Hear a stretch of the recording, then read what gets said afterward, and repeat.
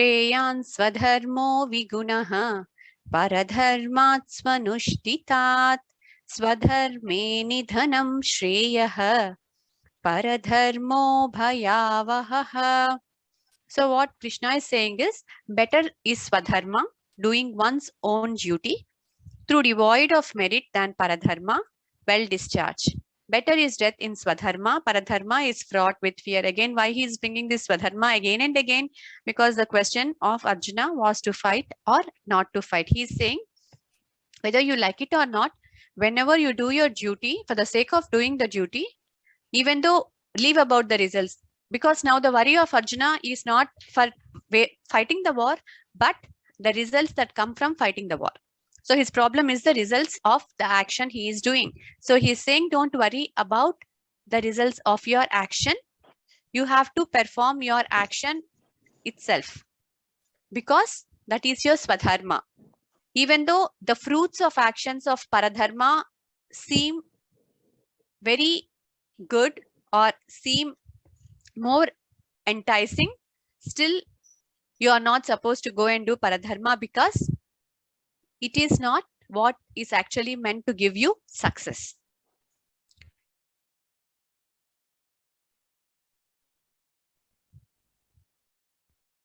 So this is the 5 stage of how we become into the purity of mind through karma yoga. So first thing is we have to do swadharma.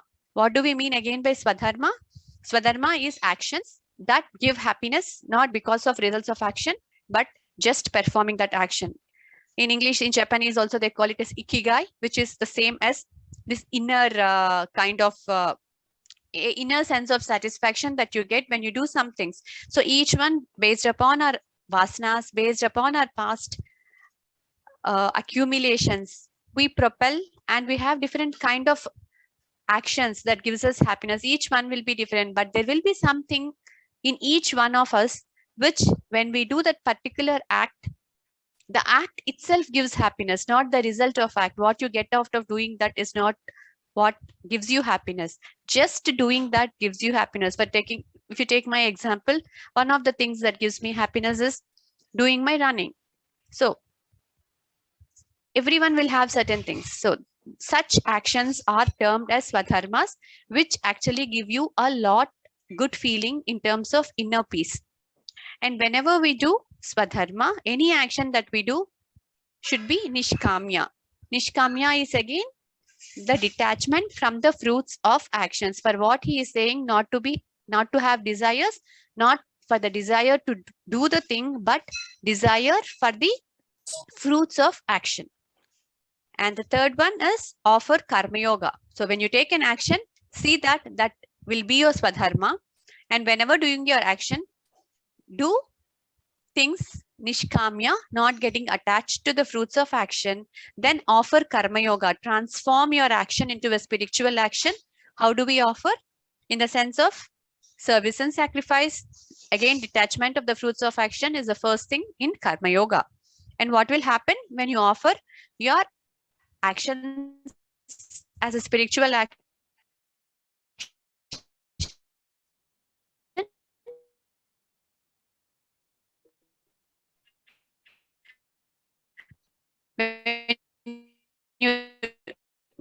When you do work as worship, for you will be free of mind.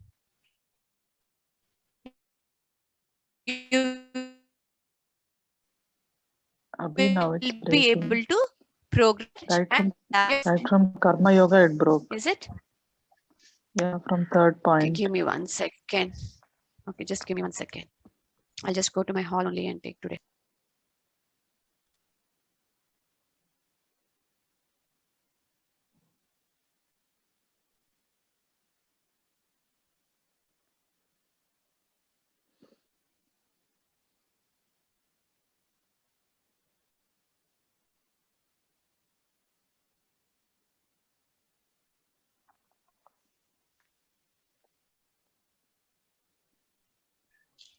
பேசாதங்க.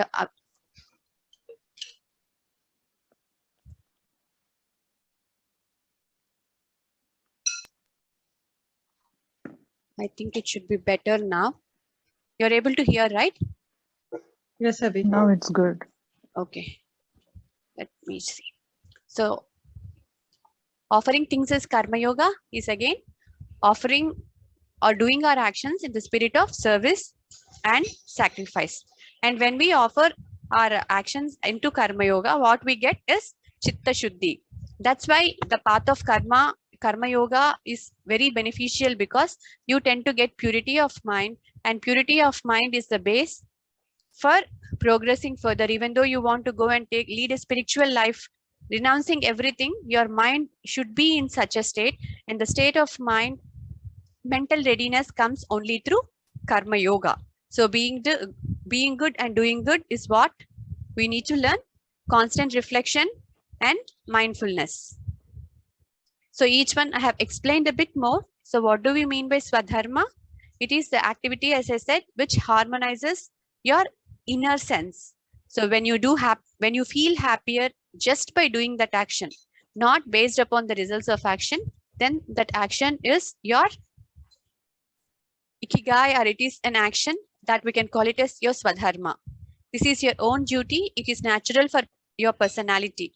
Some folks call it as calling, but in reality, it is something that brings a great sense of peace, increases your mental capacity with positive vibrations.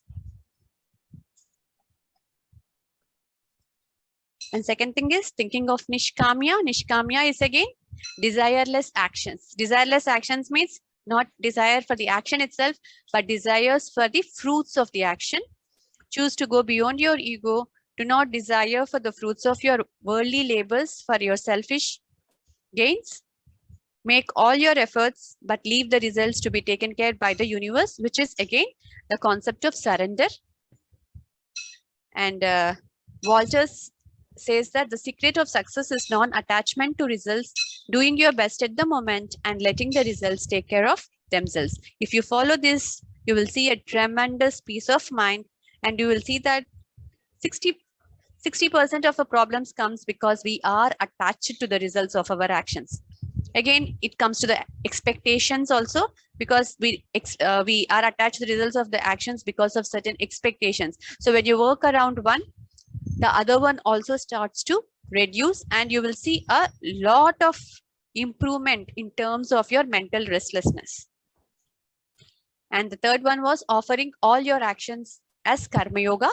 Karma yoga, as it is all about inner peace and path of unselfish action, performs actions in the spirit of yajna. Work as worship, as told by Swami Vivekananda. When you do work as worship, what you get back is the prasada. So Ishwara Arpanam and Ishwara Prasada is what forms the karma yoga. Action in karma yoga are actions getting transformed into spiritual actions. And the final thing, what did we say? When you do three, if you do swadharma, if you are nishkamya, and convert your actions into karma yoga, what will happen? You feel chitta shuddhi. Chitta shuddhi is nothing but your purity of mind. Through purity of heart, you are now opening doors to successive steps leading to enlightenment. Purity of mind gives peace, happiness, and success. It does not only give your spiritual path or enlightenment. The first thing that you get from karma yoga is success. Many people think it in a wrong way, that this is a spiritual path, or what will happen, I'll not succeed. But if you really understand the laws of universe, how it works, and when you open up doing things in the spirit of karma yoga, you will see that you become successful more effortlessly than when you are having a lot of mental frustrations, mental restlessness. Act in the right way. When you don't know to act in the right way, you can never be calm. Staying calm, or that balance of mind at the time of doing actions, is at most important to bring in your best in any walk of your life. Clear with this table? These things are related to this, of how karma yoga helps to get you feel the purity of mind, which will help you to give success, peace, and happiness all at the same time. Any questions for this? No, Abhi. We will go to the part 5. Now, we learned the technique of right action. Now, in the part 5, Lord Krishna explains what are the impediments for the right action. Impediments means what are the showstoppers for the right action. Here, Arjuna is asking the question after a long time. From the first two verses he asked, he is asking here. Arjuna uvacha atakena prayuktoyam papam charati purushah anichinnapi varshneya baladiva niyojitah. So Arjuna is asking Krishna, by what is man compelled to commit sin? Through against his own wish, Varshneya, constrained as it were by force. So Anichinnami is a very compelling force. We also saw in the Duryodhana's example that he says that I know what is good, I know what is bad, but there is some force that is within me, compels me to do the bad, even though I know it is not good. In the same way, he's asking here, what is that force in every one of us that compels us to do the sin? Again, sin, understand what is sin being referred to? It's not bad. Sin here doesn't directly mean bad. Sin is getting the mental restlessness. So when do we commit sin? We commit sin when we know that something is good, but we don't do that. When your intellect and your mind conflicts and doesn't go hand in hand, that is when our mental restlessness starts. So sin doesn't directly mean doing a wrong thing, as many of us think. Here, sin is understood as the mental restlessness which any person derives because of regrets and remorse in their actions.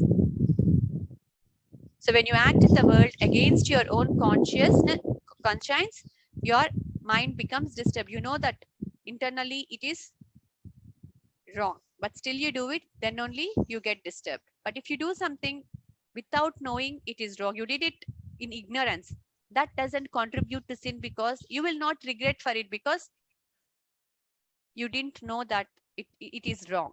You did it because you didn't know. But when you know and you still do it, that is when you get a regret, and that regret only is considered as a sin. Action rebounds and hurts you.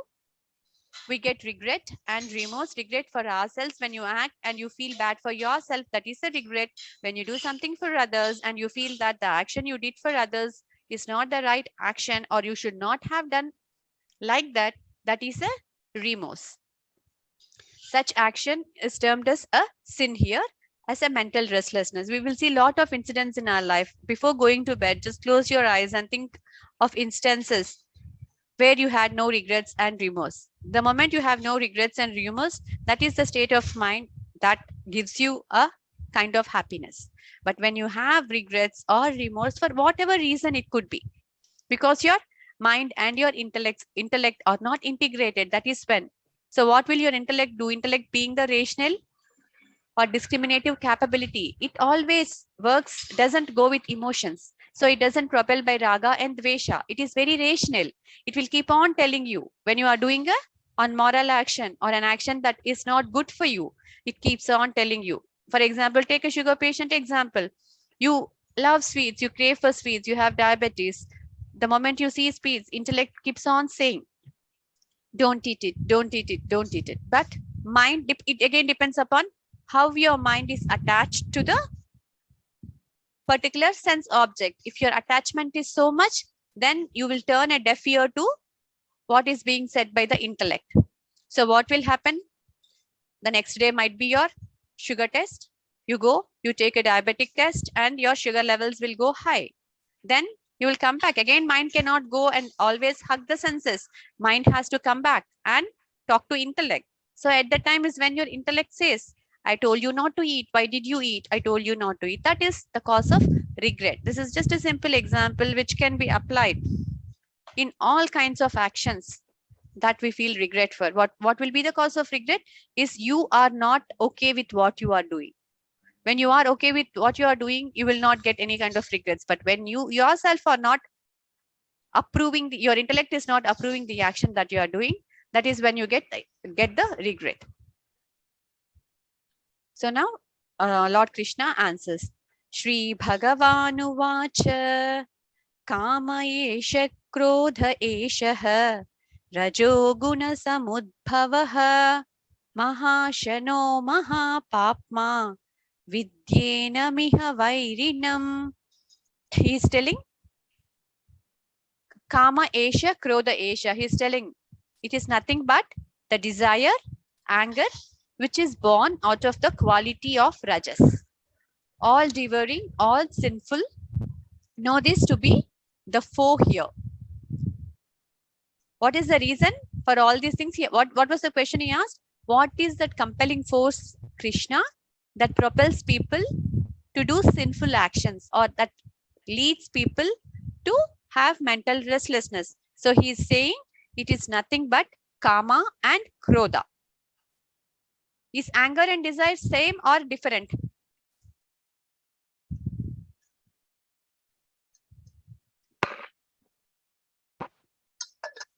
Different, Abhi. But here it is given same. Kama Esha, Krodha Esha. Here they didn't say Kama and Krodha. They said Kama Esha, Krodha Esha. When we understand in the second chapter, we had seen the 8-step fall of actions as how a person goes into the ladder of fall, where it starts with a thought. We had seen that was Dhyayato Vishayan Pumsaha, Sangaste Shupajayate, Sangat Sanjayate Kamaha, Kamat Krodho Vijayate. That ladder of fall, if you see, it starts with a third thought. For the thought, when you become too much attached, that is when you develop that into a desire, and desires when unfulfilled, or when you get the desire and when you lose what you have got, you get anger. So as per the fall, your anger is directly dependent on your desire. How much anger you will get, how much attachment you have for the desire. So your intensity of anger is directly dependent on the intensity of desire you have. That is why here it is given both the same, because the intensity of Kama defines your Krodha. And how does this Kama and Krodha come? It is born out of gunas. We have told that everything that we do is born out of our own Prakriti, the 3 gunas of Prakriti, the Sattva, Rajas and Tamas. And here the Rajas is the reason when your mental temperaments, when the state of your mind is in Rajas, it is the reason for giving that Kama and Krodha. It is Mahashana and Mahapapma. It is very sinful. So you have to treat it, Vairina as enemy. So you have to treat it as your enemy. What is you have to treat as your enemy? The Kama and Krodha, desire and anger.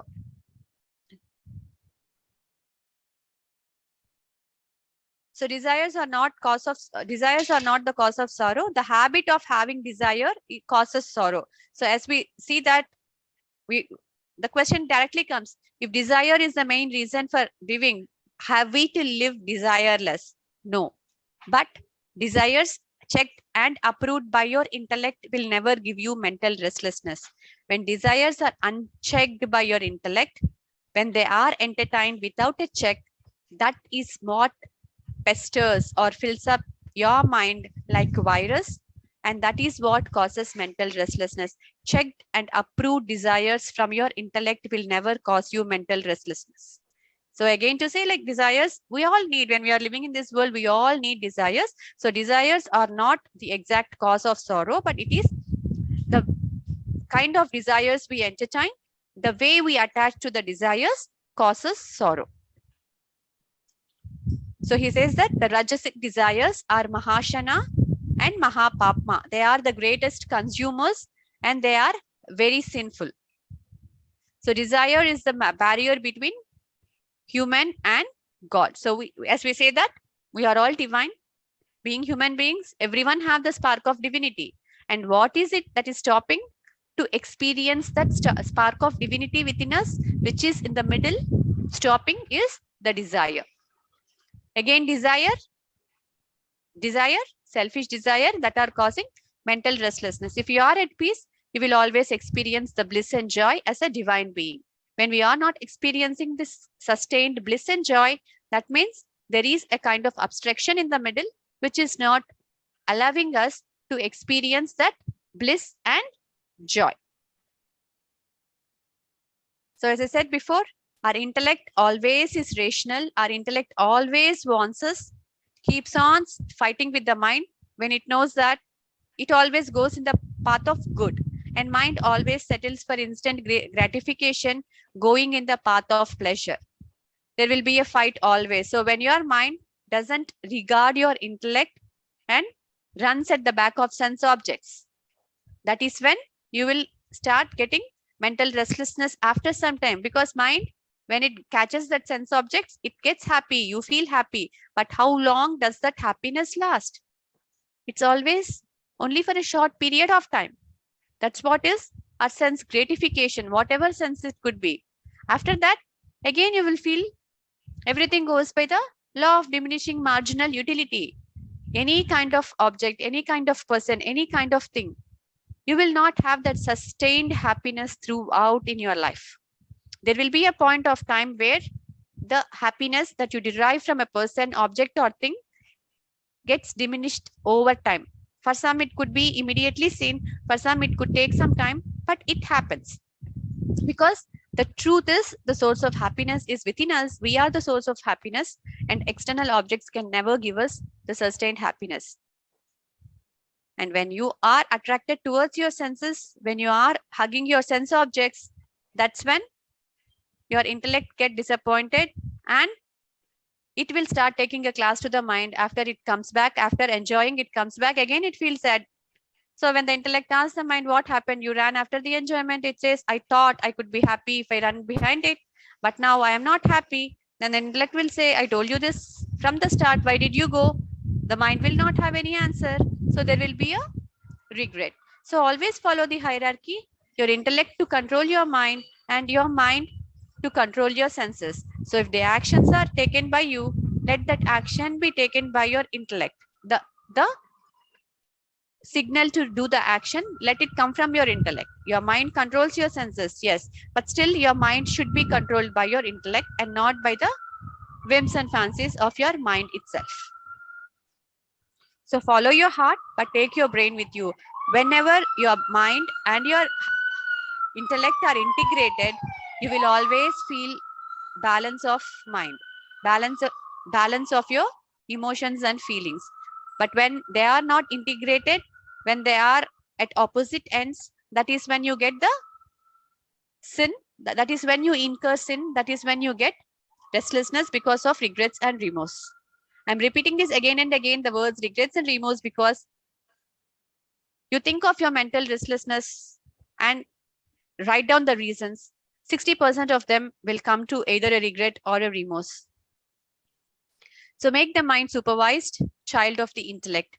You need to have your mind, but your mind should be a supervised child. So whenever the mind wants to do something, it has to come to the parent, which is the intellect, to take permission whether to do it or not to do it. In that case, it will be an integrated action. Like a small child, whenever the child wants to eat, the child comes to the parent and asks, can I have this? Can I eat this? So if it is appropriate to eat, the parent says, okay, fine, go ahead and eat. If it is not suitable for the kid to eat at that time because of any reason, the parent would say, not now, let's eat it later, because this is not going to help you now if you eat.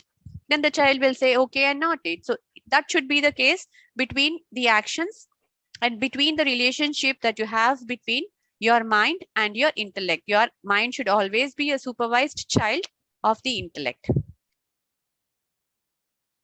Then what you will get? Dynamic tranquility. So you can be dynamic, you can be successful, at the same time you can be peaceful. So Karma Yoga, follow the path of Karma Yoga, when you follow, gives you dynamic tranquility or tranquil dynamism. Whatever you want, you can get both. It's not that people who are successful cannot be at peace. But if you follow it right way, if you follow that 4 principles of doing your swadharma, nishkamya, and offering your actions as Karma Yoga, you will 100% get dynamic tranquility in all your actions. So this was the verse that I just stated, the ladder of fall from desire to distraction, which we learned in the verses 67, 68, I think, in or 62, 63 in the second chapter, where thought, when thought gets you, when you get attached to a thought, you develop a desire. When the desires are unfulfilled, you get anger, and how much anger depends upon how much attachment you have on your desire. And the Intensity of anger determines how much delusion it creates, and that delusion creates lot of intelligence, and that loss of intelligence makes you not wise. You will not be able to choose because you lost your choosing capability, and that leads to your failure. And again, how much failure or what is the percentage of failure again finally depends upon the intensity of attachment you have. The intensity you attach to the desire is what determines the percentage of fall you will have. So he continues, Dhume navriyate vahnihi yathadarshyo malena cha yatolbenavruto garbah tatha tenedamavrutam. The fire is covered by smoke, as a mirror by dust, as an embryo is covered by womb, so is this covered by it. So what is this and what is it? What is he trying to explain here? This here, Lord Krishna is trying to say the divinity that is present, the self, Atman. Or just taken in simple terms, the divinity that is present within us. The divinity is present within us is covered by it. What is it? What is that he was talking about in the previous verses? The desire, which is causing, or which is the constant enemy, which is causing the sin. So this is covered by it, is the self is covered by the desire. How is it covered? He will explain in three. For sattvic, for tamasic, and rajasic. Each we have three gunas, three mental temperaments. So for each mental temperaments, even though you are sattvic, it doesn't mean that you will ultimately or immediately realize the divinity within you. So we have to also get stabilized and surpass sattva to totally become self-realized or enlightened. Because sattva is good, sattva is balanced, but still sattva is also binding. It is like a golden kind of chain you have. So it also creates a kind of bondage or attachment for good, yeah, but still it creates a kind of bondage. All the three gunas create bondage. And how is the bondage created, or how intense is the bondage created, is determined by the guna that you display. So he explains all these three things separately. So when we take desires cover divinity within. That's what I said. This covered by that. This is the divinity that is within every one of us. It refers to the desires that cover the divinity. The three mental temperaments we have is sattva, rajas, and tamas. So take the example of sattvic people. How is the divinity covered in sattvic people? He says it covers the self thinly as dhumeva vihate agnihi. So how a fire is covered by the smoke. When the fire comes, there will be a little smoke that comes along with the fire. But how can you see the fire? When you say oof with your mouth, or when the breeze comes and takes the smoke away, you will be able to see the fire. In the same way, it is a very thin layer because their mind is almost pure, and it is very easy to, with the help of some more, with the help of a guru, or with the help of still going into that inner transformation and a complete sustenance, it is easy. Like the example is, how easy is it to see a fire when it is covered with a smoke? So easy is to realize the divinity within you when you are stabilized in sattva, when you are sattvic. So when you have sattvic desires, you can realize the self quite easily. You can evolve spiritually to serve others selflessly. And the second one, he says, covers the self as dust covers the mirror.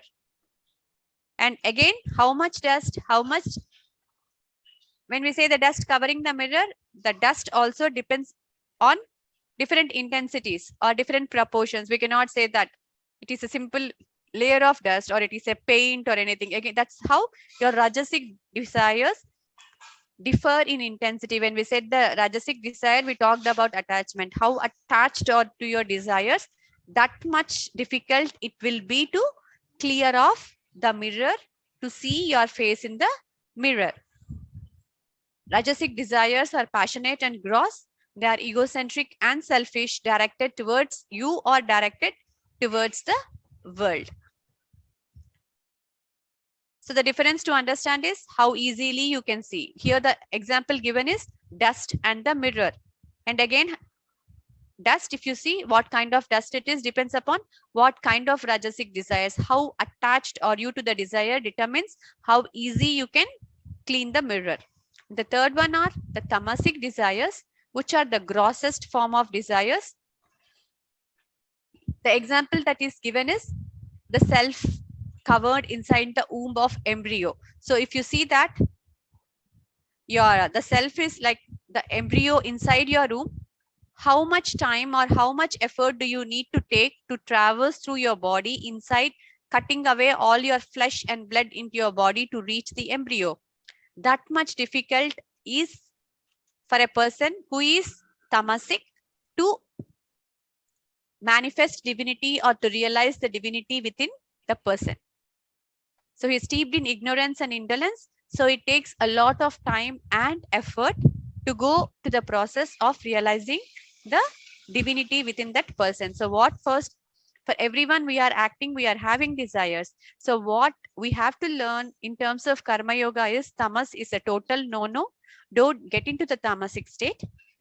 We have to step into the rajasic days. So we have to be rajas to overcome tamas. And once we are coming into rajas, what we need to do is we need to try to stabilize in sattva, meaning you act because you need physically action, engage your actions physically, but mentally try to follow the steps of detachment from the results of action. Reduce your mental restlessness when you are acting and try to keep your mental states in sattva. That is when you will be able to alter between rajas and sattva. Rajas and sattva, come to rajas whenever you want to act. Again, stabilize your mind in sattva when you are acting and never come down to tamas. When you follow this kind of thing, keeping in mind consciously understanding the state of mental temperaments, and how do you again say, like, how do I know when I am tamasic? How can I say tamasic? The state is always characterized by laziness. So whenever you feel very lazy, that means we are in a state of tamas. You have a lot of things to do, but you don't have motivation to do.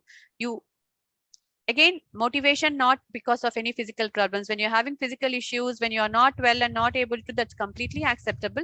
But in the normal state, you feel lethargic, you feel very lazy, you feel indolent. That are the qualities of tamas. But whereas rajas is like always passionate. I want to do this, I want to achieve that. Always restlessness. Rajas is restlessness. You will be restless. You will be with passion. Sattva is again balanced. So just we cannot always stabilize in sattva. So we have to come and do and act. So when we are acting, when you follow the technique of karma yoga, which is given in the 30th verse, your mind will always get stabilized in sattva. So take an action. When you are doing that, at the time of doing the action, follow the principles of how to generate the energy, how not to dissipate the energy. When you learn to do that, always your mind will be stabilized in sattva. So when we say action, what do you mean? It's not just the intention behind the action, or it's not just the manifestation. It also adds to the intention behind that action. Why are we doing it and how are we doing it? For every action that we do, we have to ask two questions. Why are you doing that action and how are you doing that action? So when you say action, okay, I am doing charity. I might have robbed the money and came. And how did I get that money? The way I got the money is not the right way, but what I am doing charity is good. So in this kind of thing, suppose there is a thief, he wants to rob the money from some place to feed his family. So his intention is good. Feeding the family is his duty. His intention is good, but his manifestation is not good. So his manifestation is a tamasic desire. So his total action becomes tamasic because his manifestation is tamasic. So for every action, when you check both, that is when you will decide whether the action is sattvic, rajasic or tamasic. It doesn't just mean by the physical doing of the action, also your mental states, because the total of Bhagavad Gita talks about your mental states, nothing on the physical. Physical is needed As a maintenance mode, you need to have your physical body to do the actions. So the bare minimum maintenance is needed for this body to carry out the actions. So that is what is physical, and the rest of the things, if you see, all is talking about in terms of the aspects of the mind. In the same way, when we think about an action, we have to ask ourselves two questions. How are we doing it, and why are we doing it? Both should be sattvic. Both intention and manifestation should be sattvic.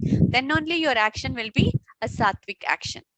If the intention is a selfish, like I'm doing a good thing only, but it is just to fulfill my need. So I'm running a business, and the intention behind my business is just to grow in money, to grow myself, to buy a house for myself. There is nothing wrong in it. We are not talking about it's good, it's bad, it's right or wrong.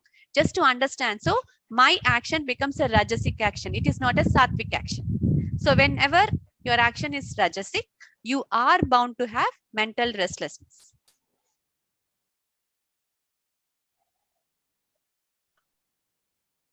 So he continues by saying, Avrutam jnanametena jnanino nitya vairina kamarupena kaunteya dushpurena nalena cha.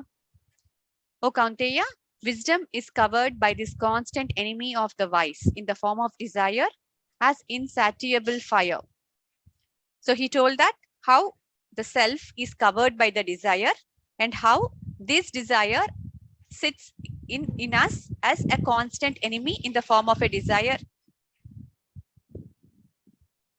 Nitya Vairinam is constant enemy. And when you have the desire, again, desire is again relating to the Rajasic desire. It obscures the self within, affects the passage through the life, veils knowledge. Unfulfilled desire is the cause of mental agitations, and this is what clouds your intellect.